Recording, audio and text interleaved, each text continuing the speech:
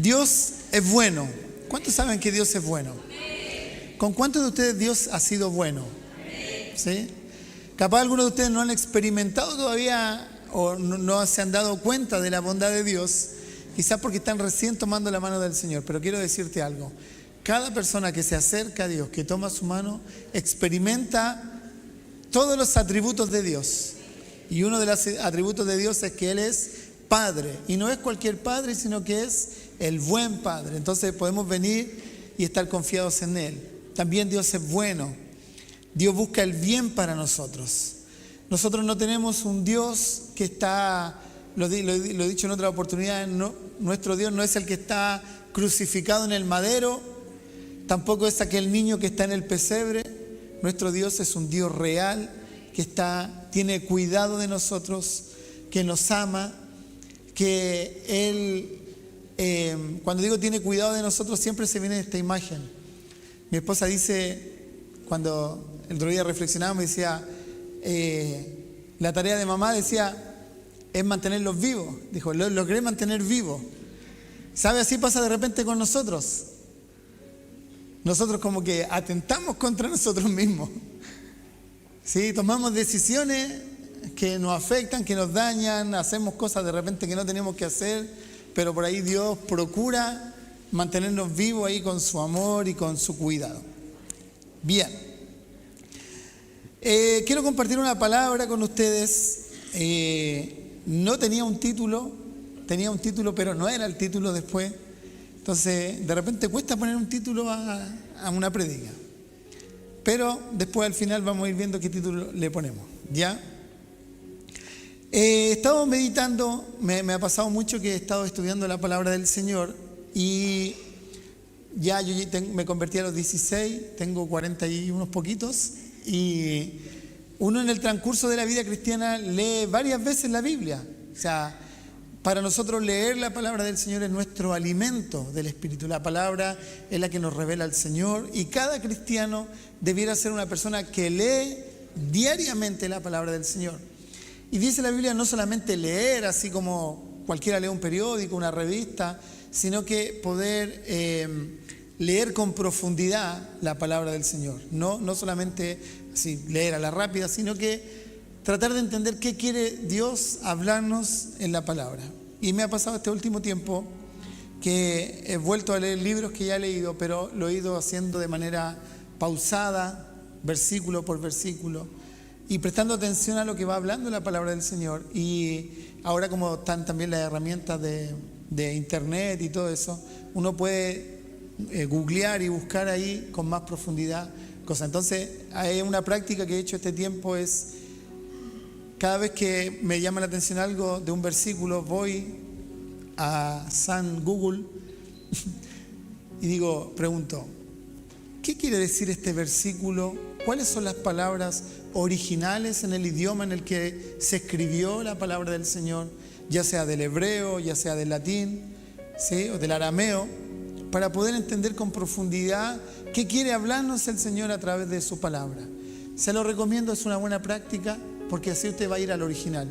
La Biblia tiene varias traducciones. Hay traducciones bien sencillas, como la TLA, que usted la puede leer con facilidad. Si usted está recién empezando a leer la Biblia, puede leer esa versión, TLA, o NTV, también son versiones bien prácticas y sencillas para poder entender con facilidad.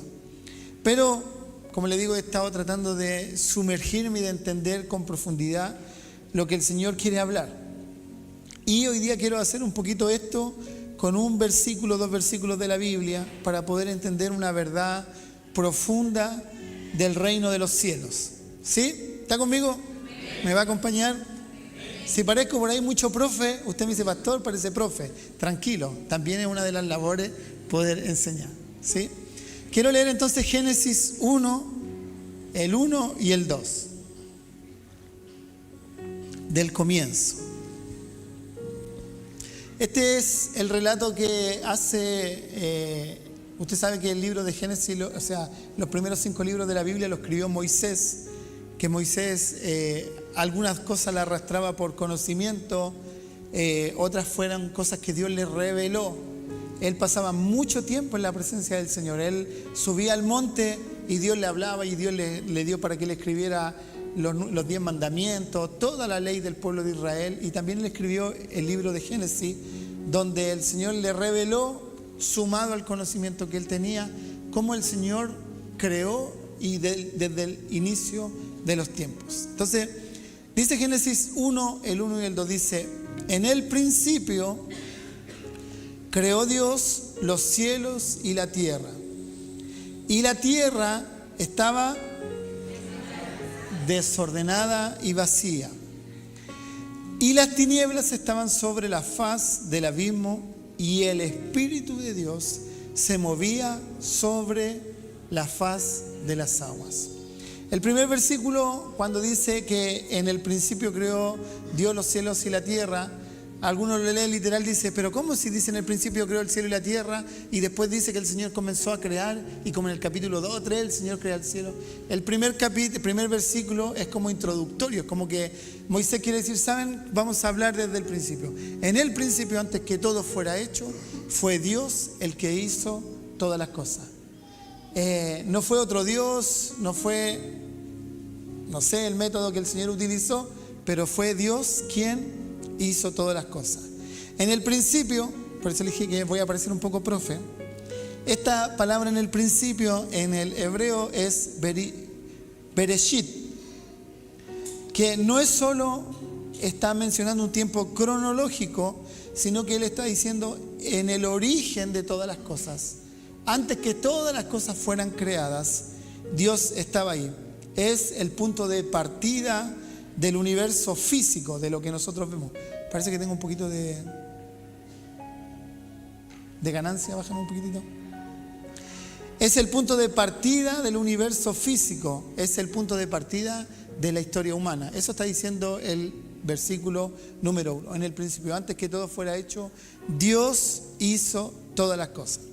La segunda palabra que tomé y que busqué el significado es creó, ¿ya? Que creó en el hebreo es bará.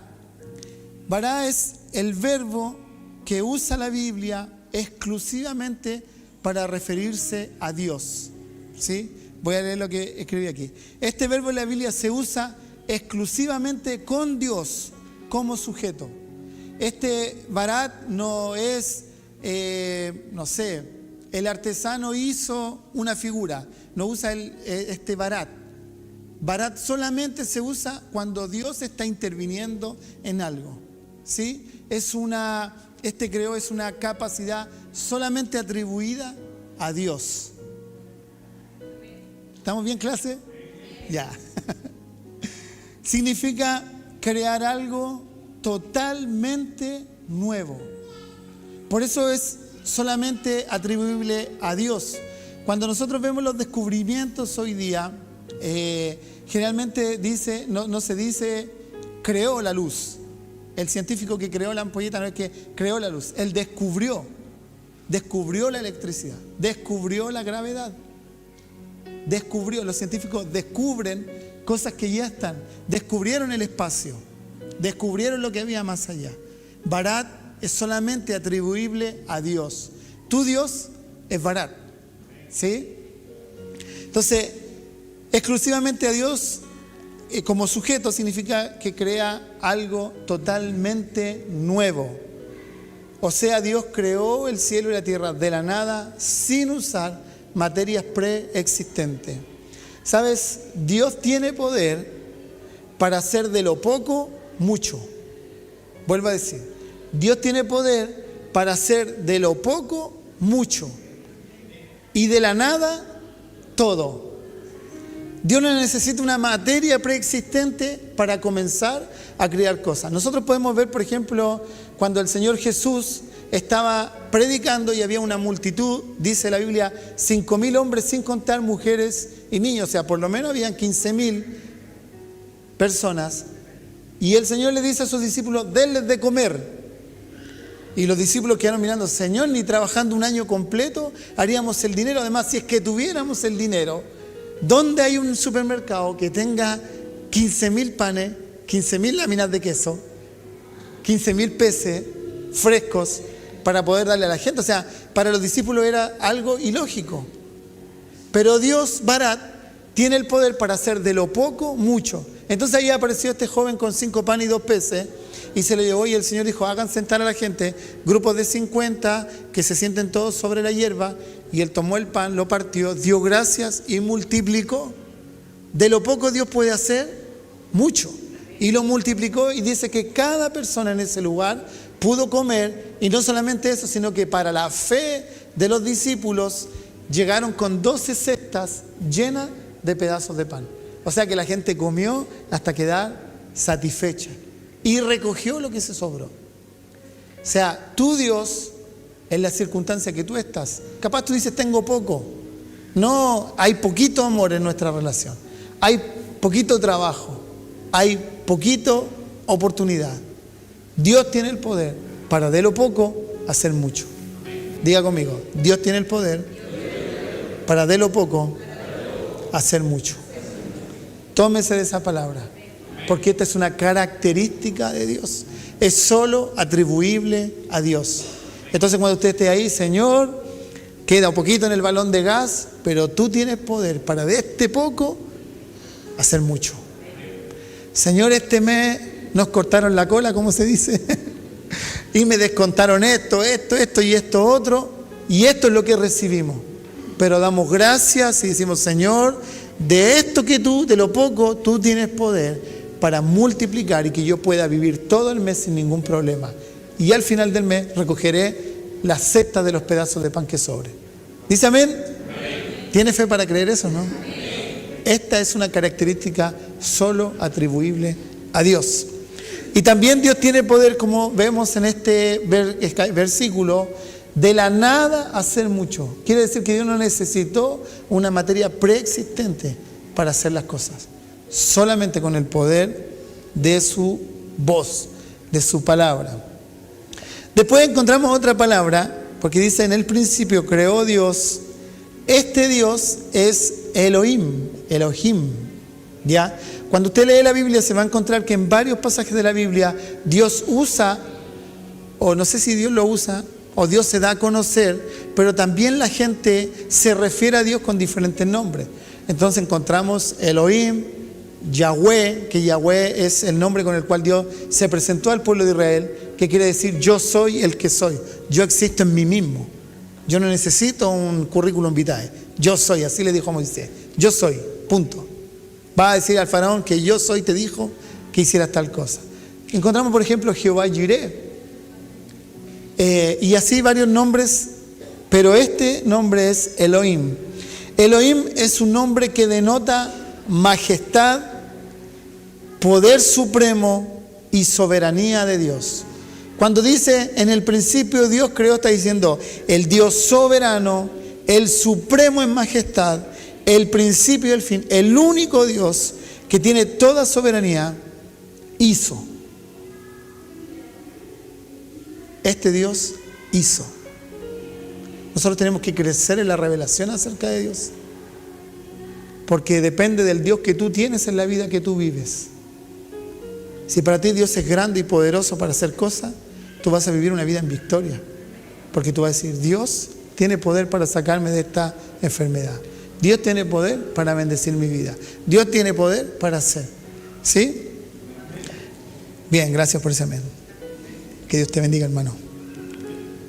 Entonces, Elohim es el título que nos recuerda que Dios es el creador soberano y todopoderoso que gobierna sobre todas las cosas. Hay harta profundidad en un versículo. En el principio creó Dios los cielos y la tierra.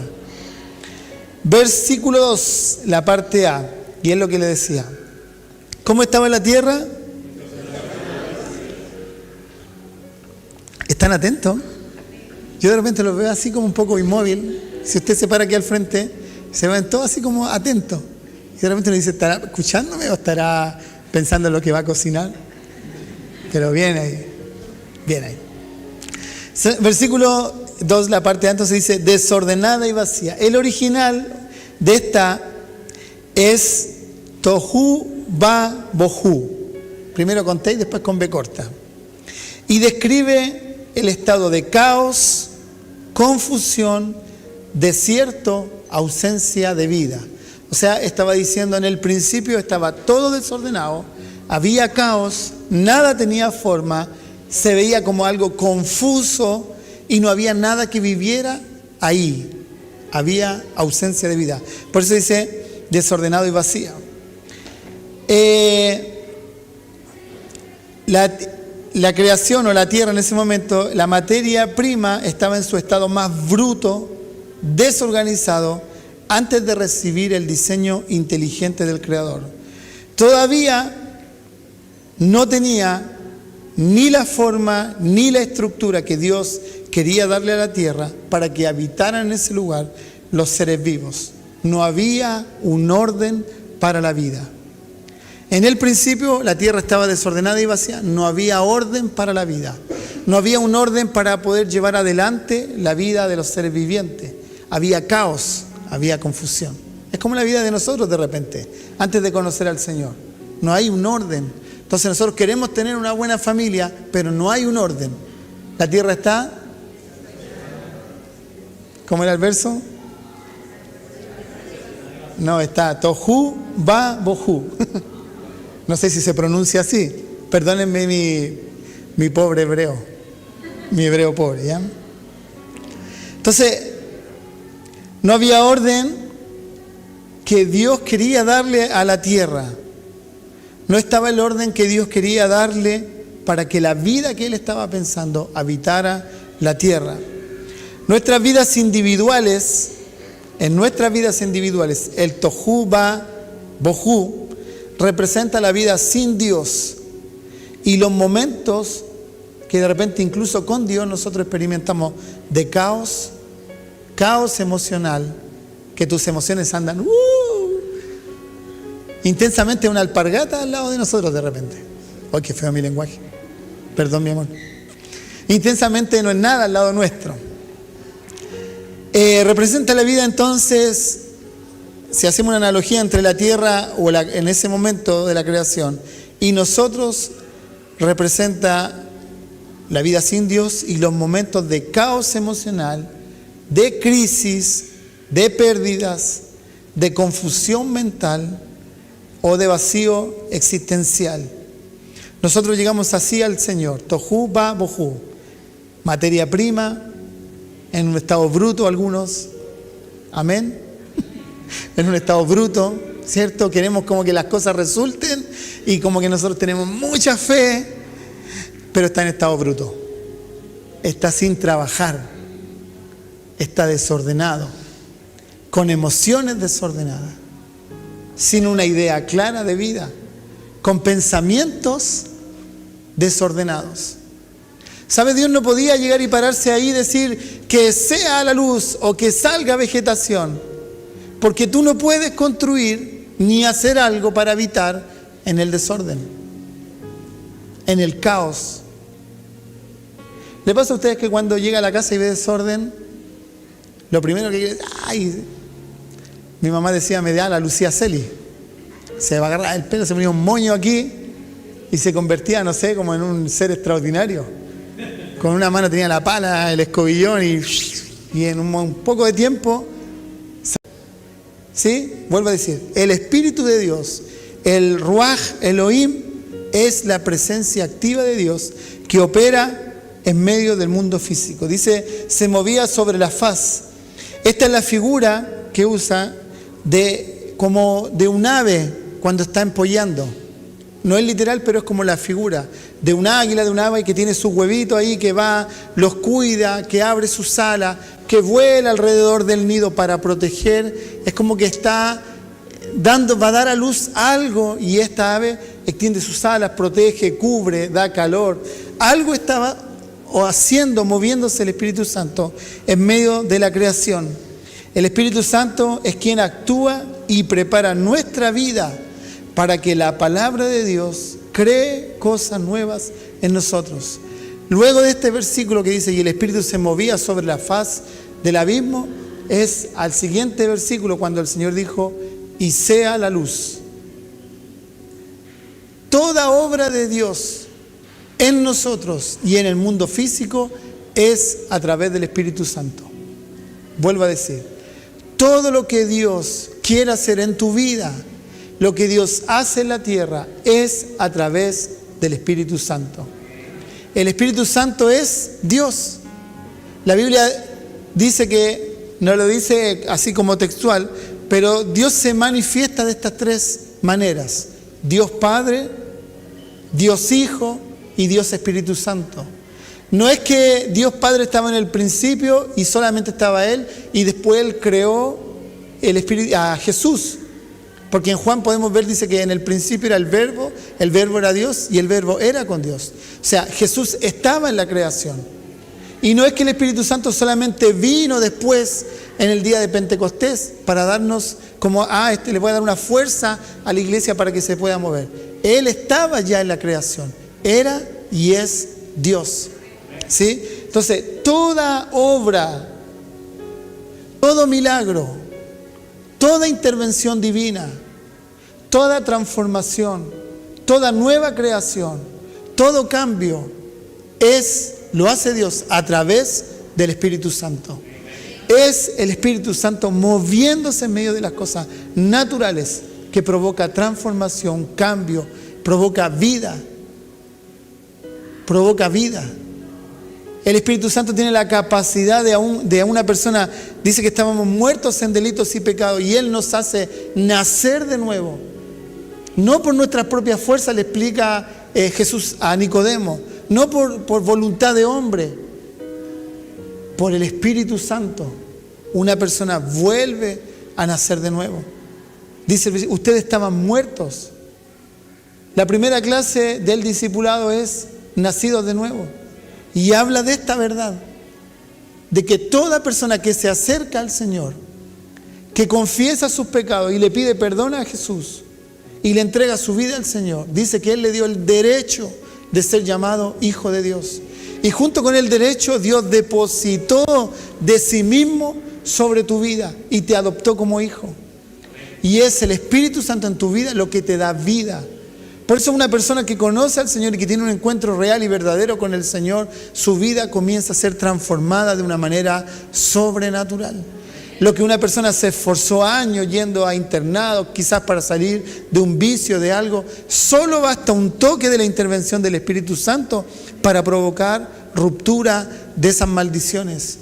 Solamente que intervenga el Espíritu Santo tiene el poder para cambiar toda tu vida, tu familia, tu herencia, tus generaciones. Solo es a través del Espíritu Santo. El Espíritu Santo es el poder de Dios manifestándose en favor de nuestra vida. Yo le daría un aplauso al Señor.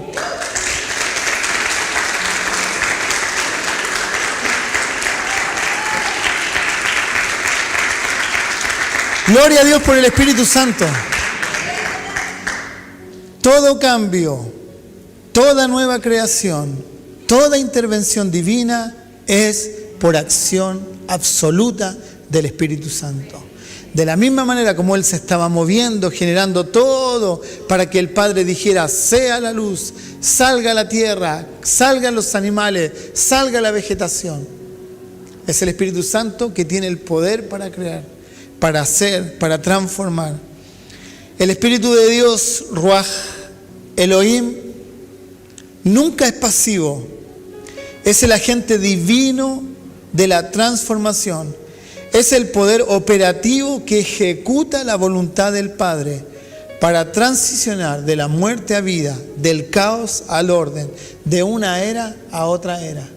Siempre cuando hubo una intervención del Espíritu Santo, hubo transformación.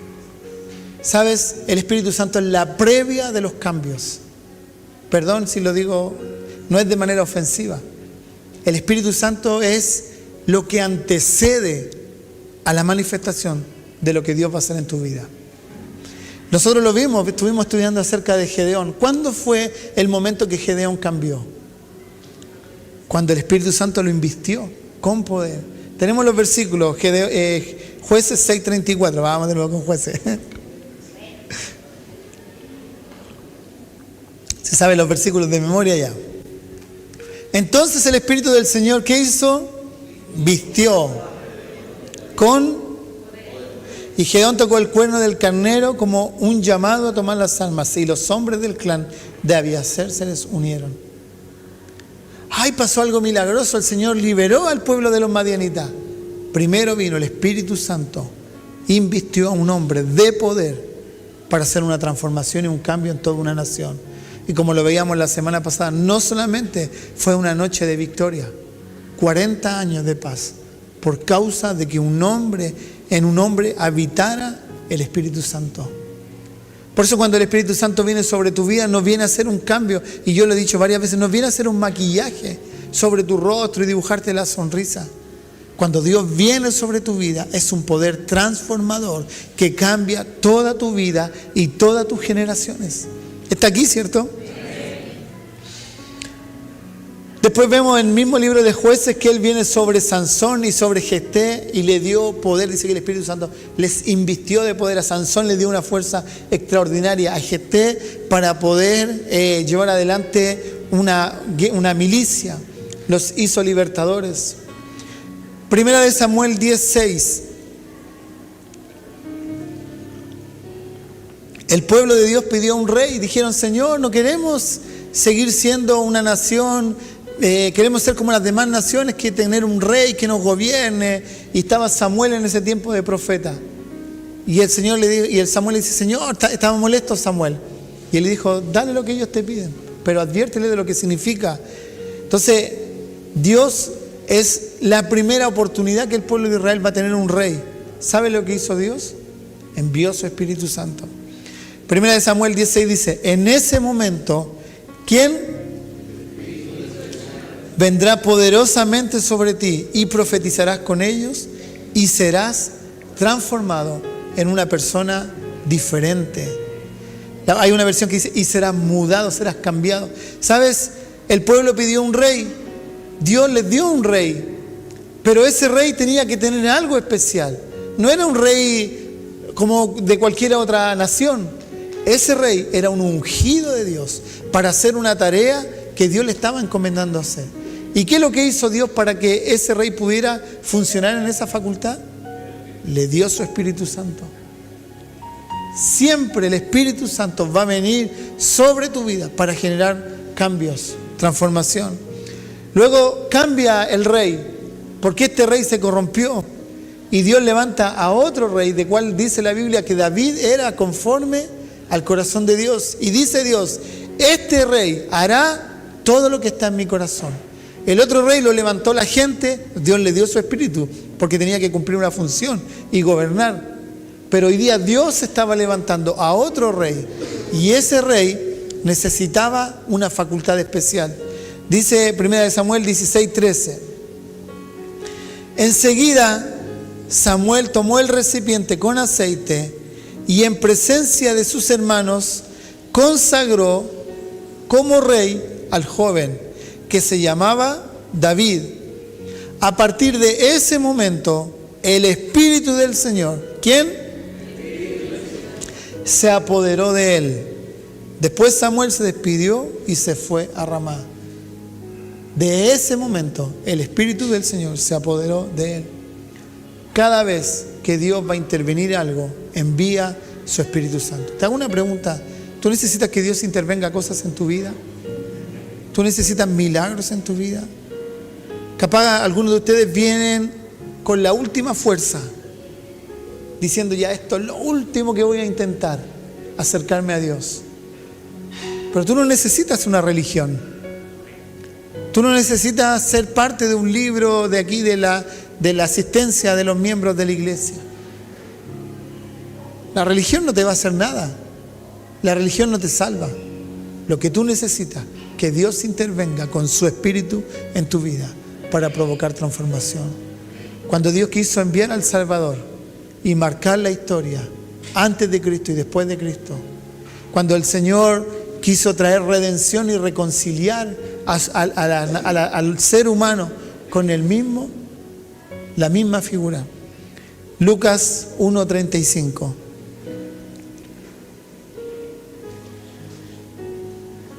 El Señor va a hacer nacer a Jesús, va a hacer un cambio trascendental en la historia de la humanidad. Toda la Biblia desde Génesis hasta Apocalipsis, el tema central es uno solo, y es Jesucristo el Salvador, Jesús el Redentor. Jesús es el que nos reconcilia con el Padre. Dios va a ser el paso más grande, Dios va a hacer la obra más grande en la tierra. ¿Qué es lo que hace? Respondiendo el ángel le dijo, estaba hablando con María, el Espíritu Santo vendrá sobre ti y el poder del Altísimo te cubrirá con su sombra. Por eso el santo niño que nacerá será llamado Hijo de Dios. Nuevamente, ¿qué es lo que hizo Dios cuando quería intervenir algo? Envió su Espíritu y engendró en María al Hijo de Dios. Cuando Jesús inicia su ministerio, Lucas 4, 18 y 19,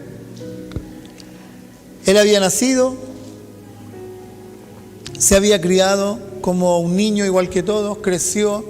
Dicen algunos comentaristas que lo más probable es que a temprana edad de Jesús, su padre murió, entonces Él se tuvo que hacer cargo de su familia. Jesús estaba al frente de su familia. Por eso cuando Él está en la cruz le habla al discípulo y dice, mujer, he ahí tu hijo, hijo, he ahí tu madre. ¿Por qué? Porque la tradición judía, el hijo mayor que iba quedando tenía que hacerse responsable de su familia. Hasta en eso Jesús tuvo cuidado, porque Él era Dios, pero nació de una madre natural. Entonces Él en la cruz le dice al discípulo, he ahí tu madre, yo me voy, ahora cuídala tú. Entonces dicen los estudiosos que el Señor quedó sin papá a temprana edad y Él tuvo que hacerse cargo de su familia. Por eso también la Biblia dice que Él puede compadecerse de nosotros, porque Él vivió una vida igual que la de nosotros. Él tuvo que trabajar igual que nosotros. Su oficio era ser carpintero. ¿Sí? Entonces, cuando Jesús termina este tiempo, 30 años aproximadamente, de ser humano y convertirse en el Cordero de Dios, en el Salvador, de convertirse en el que iba a dar su vida, en el Cordero inmolado, dice y empieza de esta manera, Lucas 4, 18 y 19. ¿Quién? Nuevamente, el Espíritu del Señor está sobre mí, porque me ha ungido para anunciar el Evangelio a los pobres. Me ha enviado para proclamar libertad a los cautivos y la recuperación de la vista de los ciegos, a poner en libertad a los oprimidos, para proclamar el año favorable del Señor. Jesús, el Hijo de Dios, iba a intervenir en la tierra. ¿Y quién vino nuevamente a aparecer? El Espíritu Santo. Porque es el poder de Dios que interviene en lo que nosotros vemos. Amén. No es cualquier cosa el Espíritu Santo. Porque nosotros decimos, el Padre, el Hijo y el Espíritu Santo. De hecho, Pablo advierte acerca de esto. Y dice, ¿no se dan cuenta que ustedes son el templo del Espíritu Santo? Entonces cuiden vuestros cuerpos y vivan en santidad. Toda intervención divina es por el mover del Espíritu Santo, Ruach Elohim. Cuando Dios a través de Jesús hace el acto redentor, envía a su Espíritu para empezar la reconciliación con los hombres. Luego, cuando Él se va, nosotros podemos ver ahí en Juan y en los evangelios, en varias oportunidades que el Señor le habla a sus discípulos. Porque, ¿sabes? Era Dios habitando en la tierra. Jesús era Dios mismo habitando en medio nuestro. Pero el Señor dice, yo me voy, pero no los dejaré solos. Él estaba ahí, sanaba a los enfermos, caminaba sobre el agua, multiplicaba el pan y los peces. Sucedían cosas mientras el Señor estaba. ¿A cuánto le gustaría que Jesús estuviera al lado tuyo o cerca? Que el Señor viviera en Rancagua. Todos estarían metidos ahí. Señor, se me acabó el gas. Señor, me traicionaron. Señor, tengo pena. Tendría más carta que el viejito Pascuero. Pero Él dice, yo no los dejaré solos. Yo me voy. Es más, dice, a ustedes les conviene que yo me vaya, porque les enviaré al Consolador, al Espíritu Santo. ¿Sí? Entonces, cuando Dios hace esto y hace esta promesa, ahí viene una profecía en Joel 2:28 que marca este tiempo y dice, después de esto derramaré mi espíritu sobre todo ser humano. Los hijos y las hijas de ustedes profetizarán, tendrán sueños los ancianos y los jóvenes recibirán visiones. ¿Sabe? La idea de Dios era la reconciliación, y a través de la reconciliación que toda la humanidad que creyera en Jesucristo volviera a la calidad de hijo. Y de la única manera que podía suceder eso es que nuevamente Dios, a través del Espíritu Santo, viniera a habitar en los redimidos. La única manera de reconciliar de esa ruptura que se generó cuando Adán pecó era que Dios volviera a enviar su espíritu de vida sobre nosotros. Ya voy terminando. Hechos 2, 1, 4 se cumple, dice, Hechos 2, del 1 al 4. Cuando llegó el día de Pentecostés, estaban todos juntos en un mismo lugar. De repente vino del cielo. ¿De dónde vino? El Padre lo envió. Un ruido como el de una ráfaga de viento. ¿Ve que ruaj significa viento? Vino del cielo como una ráfaga de viento impetuosa que llenó toda la casa donde estaban ellos sentados. Y se les aparecieron lenguas como de fuego, y repartiéndose se posaron sobre cada uno de ellos. Y todos fueron llenos del Espíritu Santo. Y comenzaron a hablar en otras lenguas según el Espíritu les daba habilidad para expresarse. Todo lo que Dios hace de manera poderosa en la tierra, lo hace a través del Espíritu Santo. Quiero decirte algo, querida iglesia. El Espíritu Santo habita en medio nuestro. El Espíritu Santo habita en la vida de aquellos que han entregado su vida al Señor. ¿Sabe lo que nos falta? Entender la profundidad de lo que eso significa. ¿Sabe lo que necesitamos? Darle el lugar para que Él se manifieste. Por eso el apóstol Pablo dice, no contristen al Espíritu Santo, no entristezcan al Espíritu Santo. Hay otro versículo donde dice, no se emborrachen con vino, en lo cual hay conflicto y disolución. Dice, mejor sean llenos del Espíritu Santo. La iglesia hoy tiene la bendición de tener este poder transformador, creador en medio nuestro. Yo no sé si tú lo dimensionas. Lo que necesitamos es más de su Espíritu en mí y menos de mí. Lo que necesito yo es que gobierne más su presencia. ¿Sabe cuando el apóstol Pablo habla y dice, no contristéis? Esta imagen en la que se me viene es como que tú eres esta habitación. Es tu vida. Dios te dio el Espíritu Santo cuando recibiste a Cristo como Señor y Salvador. Pero esta habitación está llena de conflicto, trabajo, afanes de la vida, mi propia voluntad, mis propios deseos, mi propia cosa. No soy discípulo, entonces no tomo mi cruz ni me niego a mí mismo. Entonces toda esta vida está todo lleno de todo esto. Y al rincón tienes al Espíritu Santo en tu vida. Entonces tú quieres tener una vida de poder. Tú quieres que el Señor intervenga a tu familia. Tú quieres que el Señor haga cosas poderosas. Tú lees la Biblia y dices, wow, me gustaría que el Señor hiciera esto en mi vida. ¿Dónde está el Espíritu Santo en tu vida? ¿Qué lugar ocupa? Por eso el apóstol dice, no entristezcan, no contristen al Espíritu Santo. Tú podías vivir otra vida. Tú podrías disfrutar y ver los milagros permanentes de Dios en tu vida. Tú podrías estar lleno del gozo del Señor, lleno de su plenitud, lleno de su poder, de su vida, de su virtud, de los frutos de Dios, brotando por tu vida. Paz, paciencia, gozo. Pero ¿dónde está el Espíritu Santo en nuestra vida? ¿De qué está llena mi vida? Pucha, vengo a la iglesia los domingos porque me obliga mi marido, mi mujer, no sé. ¿Quién es el que tiene el primer lugar en tu vida? ¿Cuáles son las cosas que ocupan tu mente, tu corazón? ¿Cuáles son las cosas que te llevan el mayor tiempo? ¿Qué es lo primero que haces en la mañana cuando abres tu boca?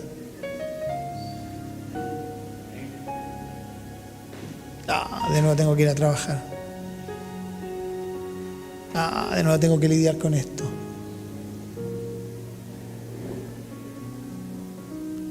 Pero si el Espíritu Santo tomara el lugar que le corresponde en nuestra vida, Él podría manifestar su poder. Y lo que te decía yo delante, de lo poco, hacer mucho. Podríamos vivir nuestra vida diciendo: Señor, tranquilo, estoy confiado. Por eso Jesús hablaba cosas que la gente no entendía. Y decía al Señor: no estén afanosos. ¿Acaso vuestro Padre Celestial que está en el cielo no sabe de qué cosas ustedes tienen necesidad? ¿Acaso Dios no sabe lo que tú necesitas? Lo que necesitamos es más de su Espíritu y menos de nosotros. Darle al Espíritu Santo el lugar que le corresponde en tu vida. No de palabras, de verdad. Yo quiero que el Espíritu Santo pueda venir sobre nuestra vida y pueda llenar nuestra vida con su presencia. Te invito a ponerte de pie.